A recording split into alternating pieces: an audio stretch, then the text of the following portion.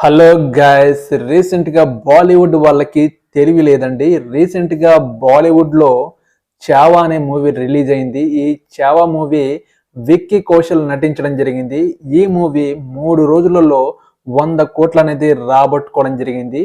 ఈ మూవీ మారాఠ యోధుడు ఛత్రపతి శివాజీ తనయుడు జీవిత చరిత్ర ఆధారంగా తీసిన ఈ మూవీ కలెక్షన్ పరంగా దూసుకుపోతుంది.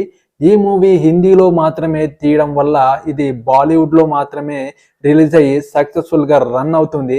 అదే పాన్ ఇండియన్ లెవెల్లో అన్ని భాషలో ఈ సినిమాని రిలీజ్ చేస్తే మాత్రం కొన్ని కోట్లు కలెక్షన్ రాబట్టే దిశగా ముందుకు వెళ్ళేదని నాకు అనిపించింది. కానీ బాలీవుడ్ వాళ్ళకి నిజంగానే తెలియలేదు.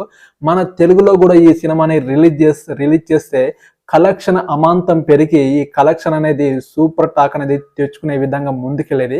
కానీ ఈ సినిమా బాలీవుడ్ లో సూపర్ గా ఉంది. మీరు ప్లీజ్ సపోర్ట్ మై ఛానల్.